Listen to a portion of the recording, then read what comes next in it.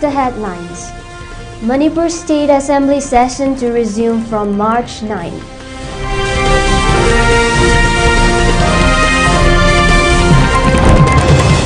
Trailer of BAFTA winning Manipuri film Boom release ahead of March 6 re-release.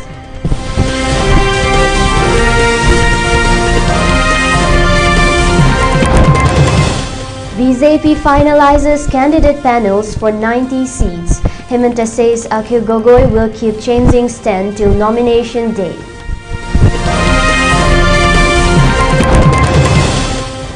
Three suspended Congress MLAs join BJP ahead of Assam Assembly polls.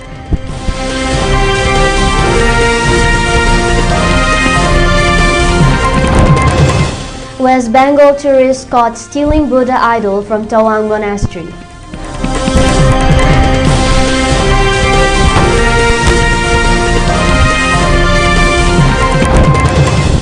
Qatar shuts LNG output supplies to India hit city gas sector flags crisis.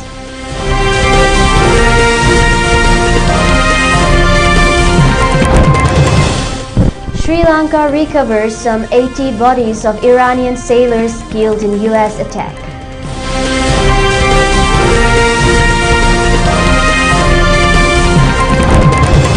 Pakistan targets Bagram air base.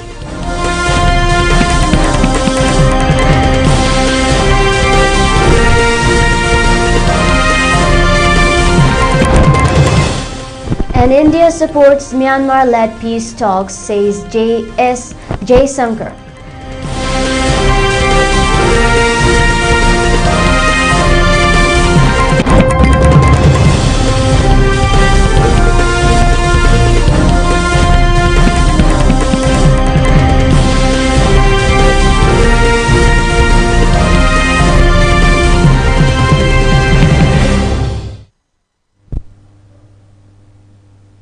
A very good evening. You're watching Primetime ELITETV English News. This is Manohar Mayum Nancy giving you the news in detail.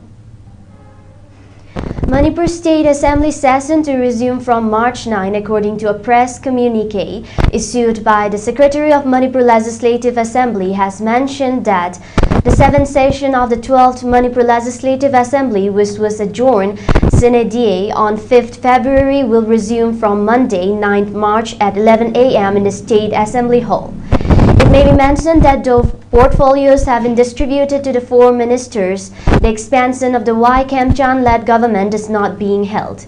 According to a reliable source, expansion of the government may be held after the session.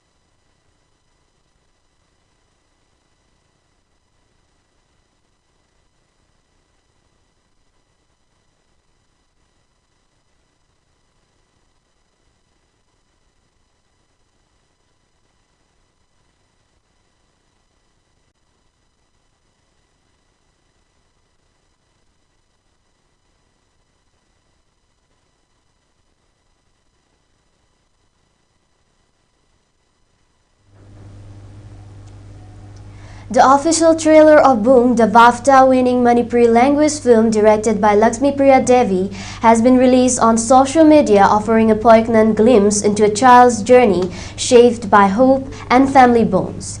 The film is set to return to theaters for a wider release on March 6, 2026. The trailer introduces Boom, portrayed by Gugun Kipgin, a mischievous yet determined schoolboy growing up in Imphal. Told through a gentle and unhurried narrative style, the visuals capture the rhythm of his daily life, where childhood innocence unfolds amidst a backdrop of ethnic tensions in the region. At the center of the story is Boom's heartfelt mission to surprise his mother by bringing back his long-absent father, whom he believes to be working in Moray near the Myanmar border.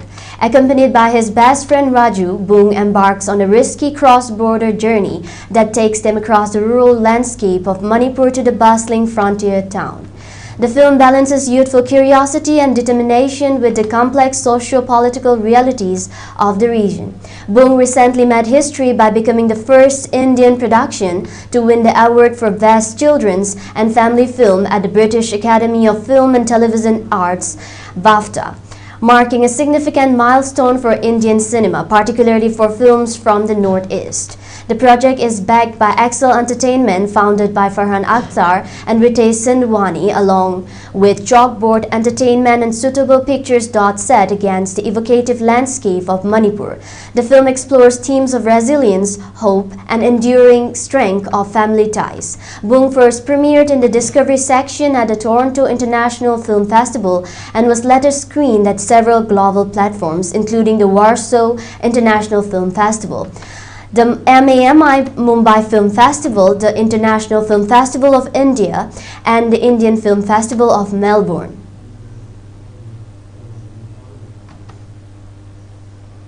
Chief Minister Himanta Biswa Sarma on March 4 said that the ruling Bharatiya Janata Party has almost finalized its candidate panels for around 90 constituencies in Assam ahead of the upcoming assembly elections.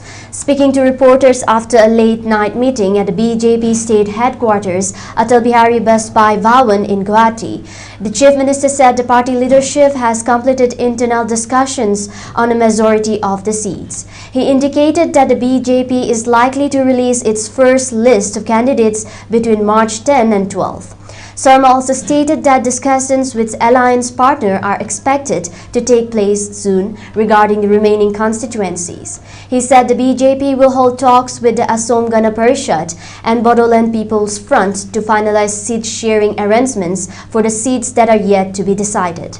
The meeting at the party headquarters reportedly reviewed the political situation across constituencies and assessed potential candidates. With the election process drawing closer, the BJP has intensified its organizational preparations and coordination with allies to ensure a consolidated strategy for the polls. Himanta Biswa Sarma also launched a sharp attack on Sivasagar MLA Akhil Gogoi, asserting that there is little value in reacting to his statements and alleging that the legislator frequently shifts his position on key political matters.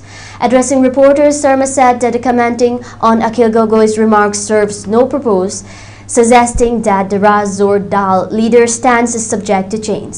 He further claimed that Gogoi would continue to alter his narrative until the final day of nomination filing, an apparent reference to the evolving political alignments ahead of the upcoming elections in Assam. The Chief Minister's comments are being seen as part of the intensifying war of words between the ruling Bharatiya Janata Party and opposition leaders in the state. Meanwhile, in a public announcement, Gogoi stated that those who wish to contest the election from Raizor Dal may meet him between 11 a.m. and 3 p.m. at the Kaziranga Orchid Park on March 5. The move is being seen as part of the party's early groundwork and candidate outreach strategy ahead of the forthcoming polls. Three suspended legislators of the Indian National Congress, Kamalakya Depurkyesta, Basan Das and Sashikanta Das, joined the Bharatiya Janata Party in Guwahati on March 5. The leaders were formally inducted at the party's state headquarters, Atal Bihari Vajpayee Bhawan, in the presence of State BJP President Dilip Saikia. Speaking after joining the party, Kamalakya Depurkyesta said the decision was taken with the objective of ensuring the security and development of Assam and the country. He said the three legislators had joined the BJP to work with its policies and contribute to taking Assam and India forward. Purkyesta also criticized the Congress, alleging that its politics of appeasement had weakened the party and warning that if the party does not change its ideology in the future, it could become hollow. Basandas said his decision was influenced by the development work carried out under the leadership of Assam Chief Minister Himanta Biswa Sarma. He noted that significant development had taken place in his constituency under the current government and said he joined the BJP to work for the progress of Assam and the country under Sarma's leadership. Sasikanta Das said he was impressed with Sarma's effort to unite the people of Assam, which motivated him to join the BJP. He also remarked that the Congress was no longer the same organization it had been during the time of Mahatma Gandhi, when it was formed to fight British rule. Commenting on allegations surrounding Gaurav Gogoi and his alleged Pakistan links, Das claimed the Congress might struggle even to qualify as the opposition in the upcoming elections and predicted that the BJP would return to power in Assam. The development comes amid growing political churn in the state. The All India Congress Committee recently announced its first list of 42 candidates for the assembly elections. Responding to criticism, Assam Congress President Bhupen Kumar Bora said the candidates were carefully selected and that the party remains confident of performing strongly in the polls. Earlier, Chief Minister Himanta Biswa Sarma had criticized the Congress list, alleging that it largely consisted of dynasty candidates, while the Congress leadership maintained that the list included grassroots leaders and experienced politicians. The defection of 3 sitting legislators is expected to intensify the political contest in the Assam as parties begin consolidating their positions ahead of the assembly elections. In a significant political development in Assam, suspended Congress MLAs Sasikanta Das and Kamalakya Depur have announced that they will formally join the Bharatiya Janata Party on March 5, signaling yet another setback for the state unit of the Indian National Congress. Speaking ahead of his induction, Sasikanta Das described the move as a historic moment in his political career and confirmed that he would be present at the BJP's state office for the formal joining ceremony. He also targeted Assam Congress President Gaurav Gogoi over the alleged Pakistan link controversy, claiming that the issue would have a definite electoral impact in the state. According to Das, the Congress is unlikely to even secure the numbers required to qualify as the principal opposition party in the upcoming political scenario. Meanwhile, Kamalakya Depur stated that the timing of their induction was strategically decided by Chief Minister Himanta Biswa Sarma, particularly in view of the Rajya Sabha elections and related political considerations. He said the joining ceremony has been scheduled for 8 a.m. and affirmed his commitment to work as a soldier of the BJP for the party's organizational and electoral objectives. The back-to-back defections are expected to further consolidate the BJP's legislative strength in Assam while deepening the internal crisis within the Congress ahead of crucial electoral contest. A tourist from West Bengal was apprehended in Itanagar for allegedly stealing religious items from 2 prominent sites, including the revered Tawang monastery in Arunachal Pradesh, officials said on March 5. According to police, the accused, a 54-year-old man, was traced and detained after CCTV footage of the theft went viral on social media. Arunachal Pradesh police launched an investigation after the footage showed the man stealing a Buddha idol and other sacred articles from the monastery premises. Katotaso said a Buddha idol was stolen from Tawang Monastery, which is regarded as the largest monastery in India. Additionally, a pair of Tingsha symbols and 2 metal butter lamps were reportedly taken from the giant Buddha statue park. Police later tracked down the suspect on Wednesday morning and recovered all the stolen items from his possession. The recovered articles are estimated to be worth between 15,000 and 20,000. However, officials said the monastery authorities decided not to pursue the matter further after the stolen items were recovered. The caretaker's monk and the monastery management reportedly pardoned the tourist after he expressed regret for the act. Police also obtained a written undertaking from the accused in which he admitted his mistake and promised not to repeat such behavior. He also assured authorities that he would respect religious sentiments at sacred places in the future. Officials said the man had arrived in Tawang with his wife on March 2 for a vacation when the incident occurred.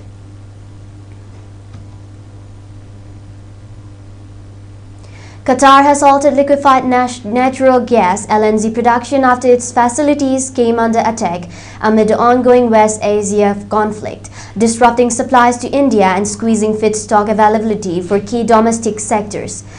India, which depends on long-term LNG contracts with Qatar for a significant share of its gas needs, has seen a temporary suspension of cargoes leading to supply cuts up to 40% for a range of industrial consumers and city gas distribution (CGD) companies.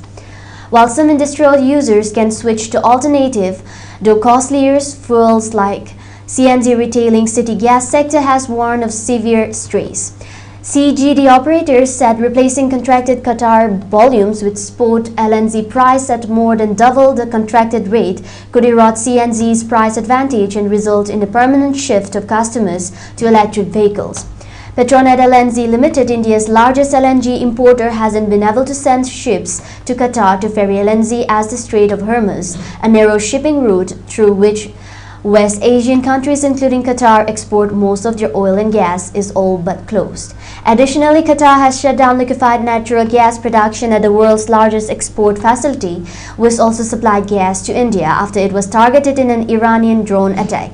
In a stock exchange filing, Petronet said it has sent force majeure notice to Qatari supplier Qatar Energy for inability to send ships. Qatar Energy too has served a force majeure notice for inability to serve its buyer Petronet LNG due to hostilities in the region.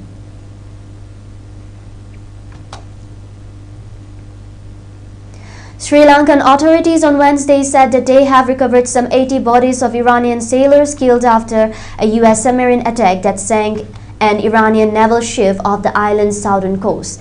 Sri Lanka earlier said its navy rescued 32 Iranian sailors from the distressed Iranian frigate Iris Dena in the southern waters early this morning. The frigate was carrying around 180 sailors on board, while the Sri Lankan Navy refused to give reasons as to what caused the vessel to make a distress plea. U.S. War Secretary Pete Hegseth said a U.S. submarine sank an Iranian warship in the international waters. He said it was the first sinking of an enemy vessel by torpedo since World War II. The Iranian ship recently participated in an international naval drill hosted by India. There was no immediate comment from the Indian Navy. An American submarine sunk an Iranian warship that thought it was safe in international waters, Hegseth told reporters in Washington. Instead, it was sunk by a torpedo. Sri Lankan Foreign Minister Vijitha Herat told Parliament that an emergency message was received by the Sri Lankan Navy and Coast Guard at 5:08 a.m. regarding a sinking ship named Iris Dena, located about 40 nautical miles off the southern port district of Gale. Herat said that the Sri Lankan Navy and Air Force carried out a joint rescue operation. 30 of them were rescued, while around 180 were said to be on board, he said. Let's take a short break. We'll be right back. Sky Hospital na Manipur da heart attack line nabagi damak 24/7 emergency service piduna lakle karigumba adom da heart attack ki layong haibadi ikang khangogdana thabak naba sor honba waba oi thangba pamom naba thabak lumba wantharakpa asina chingba singa si thengna birabadi thengtha biraganu athuba matam da Sky Hospital da lakpiduna khwaidagi hena faraba experience leraba heart specialist ka tana biduna huina himba yanabagi kudong sab lobiu Sky Hospital da makal kaya gi chang naina heart ki oi balayang liba services singdi EPS RFA for palpitation device closures of ASD, VSD, Abadi PDA, hole in heart, coronary angioplasty and stent implantation, pacemaker, ICT combo implant, balloon dilation of heart valves, open heart surgery, makal kudumak haibadi, coronary artery bypass, graft surgery, surgical replacement of heart valves, MVR, AVR, DVR, pokpadagi, heart ki ahobalak pa agang sing asina singba singa silayingli. Heart OPD timing 9 AM to 4 PM Monday to Saturday, 8 AM to 1 PM Sunday. Hena akopamono gi damak Sky Hospital gi reception ga tanabi. Manipur के अहनबा neuro patients के अमतंगायरबा specialised hospital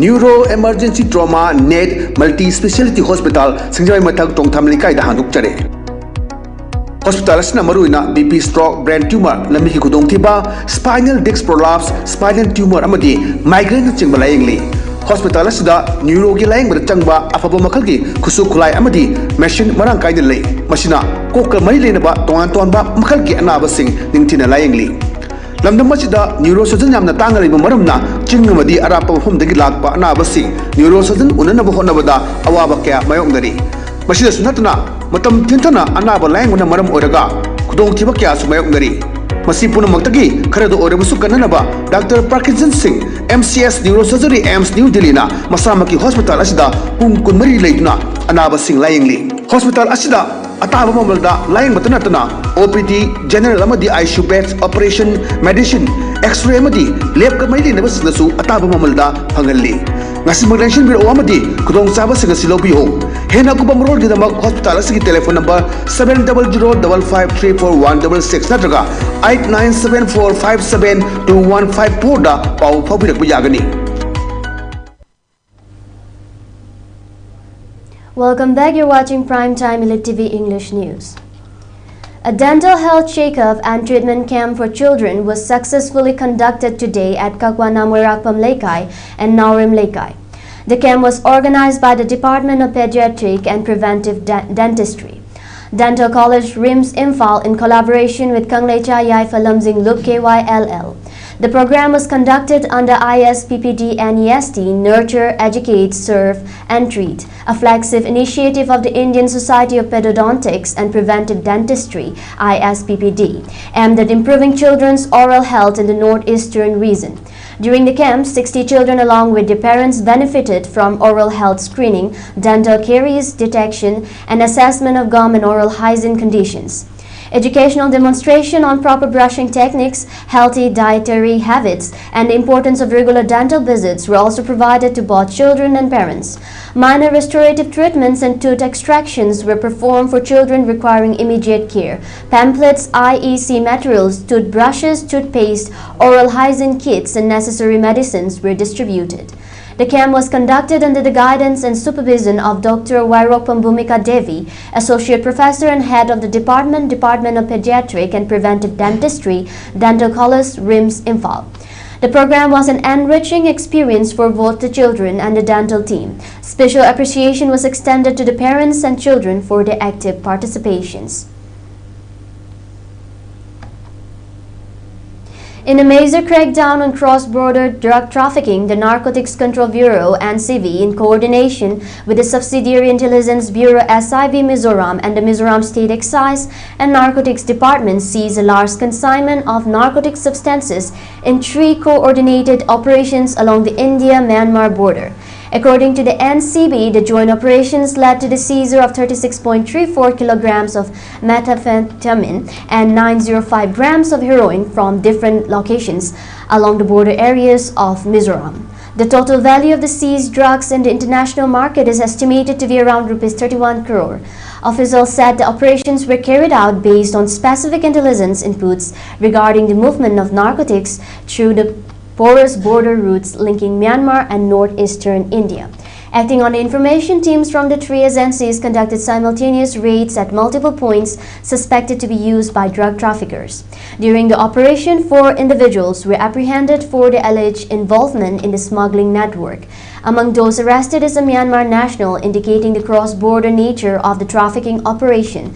The identities of the accused have not yet been disclosed. Preliminary investigations suggest that the narcotics were intended to be transported further into other parts of India after entering through Mizoram. Authorities are currently interrogating the arrested individuals to uncover the larger network behind the smuggling racket and to identify additional links across the border. The NCB said further investigation is underway and additional arrests cannot be ruled out as agencies continue to track the supply chain and distribution network associated with the seized contraband.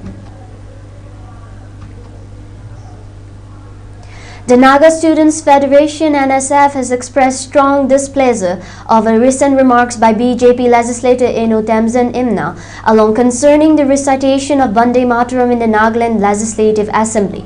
In a press statement issued on March 5, the Federation said it was regrettable that the legislature continued to justify what it termed as the imposition of the Indian national song in the state institution, despite the NSF's earlier opposition dated February 20, 2026. The Federation reiterated its objection to instructions issued by the Ministry of Home Affairs regarding the playing or singing of Vande Mataram before the national anthem Jana Gana Mana at specific official functions, and any move to extend such directives to educational institutions. According to the NSF, Vande Mataram carries religious connotations rooted in the worship of Hindu deities, and any attempt to institutionalize its recitation within the assembly or other public institution would violate the spirit of Article 371A, which safeguards the religious and social practices of the Naga people. The Federation stated that portraying the song as purely secular overlooks concern of communities whose faith and cultural identity do not align with its imagery.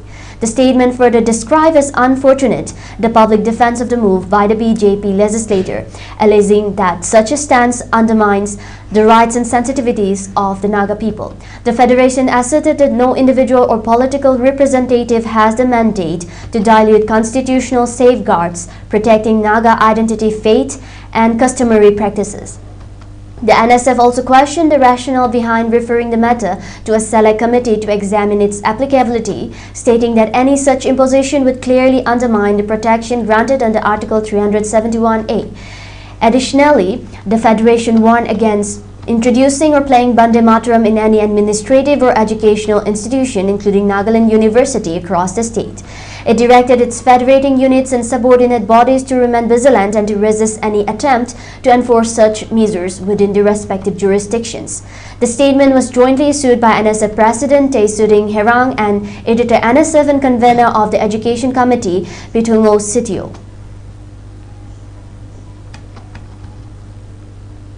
Holi celebrations in Tripura were overshadowed by several road accidents and widespread preventive arrests as police carried out strict enforcement measures across the state to maintain order during the festival.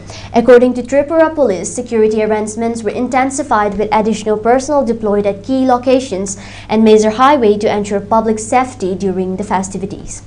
Despite these efforts, multiple road accidents were reported from different parts of the state. In a tragic incident at Utambakta Chaumuhani in Sefahizala district, a collision between a motorcycle and a truck resulted in the death of Prasenjit Ghosh. He was declared broad dead after being taken to the hospital. In another accident near Holy Cross College in West Tripura district around 6:45 p.m., an unidentified vehicle allegedly struck a mentally challenged man. The injured person was immediately rushed to AZMC and GBP hospital for treatment. Earlier in the evening at around 5:10 p.m., a self-accident was reported in Melagar where Akash Mia, a resident of Mohan Vok, sustained head and neck injuries after reportedly losing control of the vehicle. Meanwhile, police launched extensive enforcement drives across the state to curb drunk driving and maintain safe celebrations. During the operation, 20 individuals were detained for driving under the influence of alcohol. Authorities also detained 206 people under preventive provision of the Tripura Police Act for consuming alcohol and roaming in public places. In total, 445 preventive arrests were made across the state during Holi celebrations. Traffic enforcement team issued 330 challans under the Motor Vehicle Act, collecting fines amounting to 5,69,500. An additional 13,000 was released for overspeeding violations as part of the enforcement drive.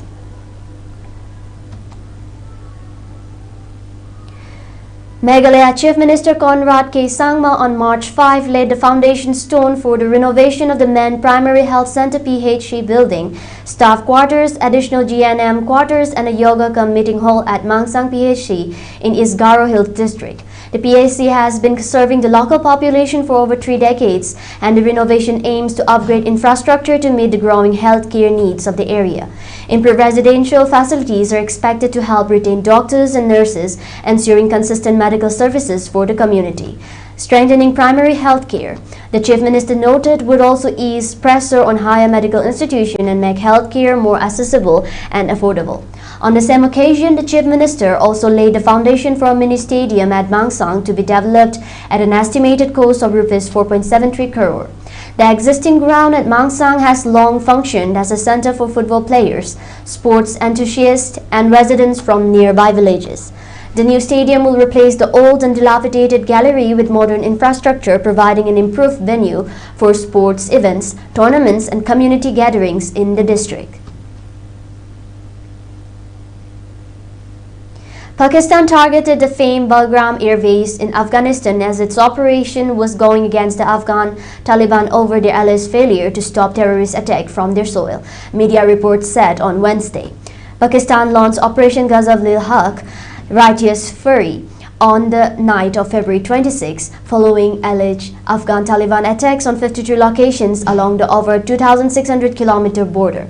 State-run PTV in a post on X said that Pakistan carried out a major attack on Bagram Air Base as it was giving a befitting response to Afghan Taliban aggression.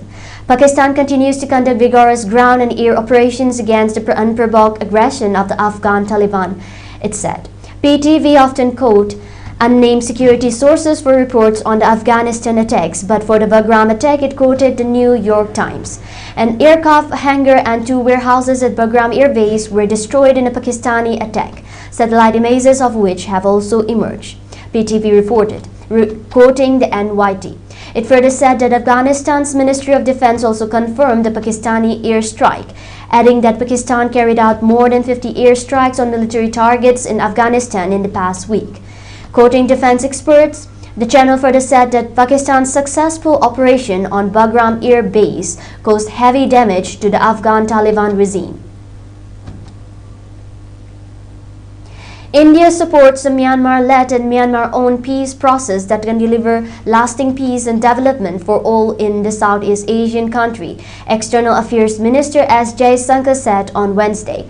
The External Affairs Minister also highlighted the importance India attaches to its ties with Myanmar, saying the country lies at the confluence of New Delhi's 3 key foreign policy priorities: Neighborhood First, Act East, and Mahasagar mutual and holistic advancement for security and growth across regions. Myanmar is one of India's strategic neighbors, and it shares 1,640-kilometer long border with a number of northeastern states, including militancy-hit Nagaland and Manipur. The country has been witnessing widespread violent protests after the military seized power in a coup on February 1, 2021. The military-backed party secured a victory in Myanmar's recent general election. Jaishankar was speaking virtually at the inauguration of the Sursobekman Literary Center building in the heart of Yangon. The building has been constructed with New Delhi's assistance as the world's largest democracy with 1.4 billion people living together in peace and harmony. India has regularly shared its experiences in federalism and constitutionalism with stakeholders in Myanmar, he said.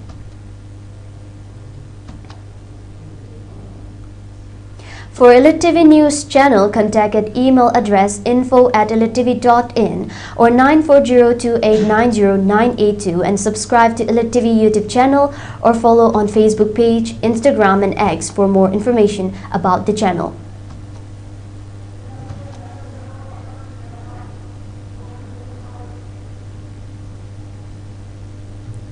Let's take a look at the headlines once again. Manipur State Assembly session to resume from March 9.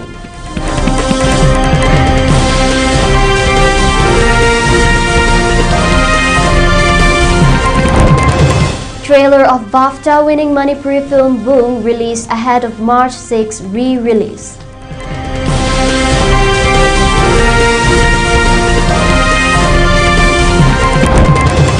BJP finalizes candidates panels for 90 seats. Hemanta says Akhil Gogoi will keep changing stand till nomination day.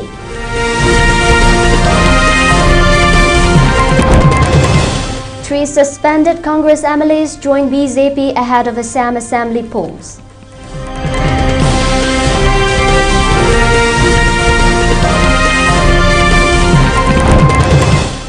West Bengal tourists caught stealing Buddha idol from Tawang monastery.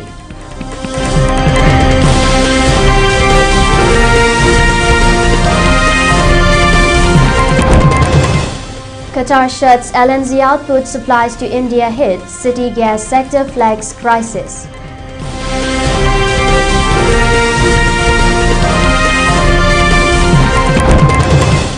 Sri Lanka recovers some 80 bodies of Iranian sailors killed in US attack.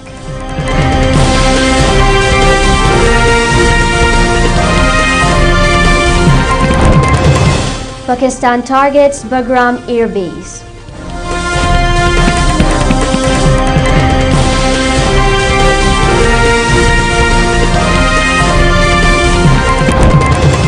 And India supports Myanmar-led peace talks, say S. Jaishankar.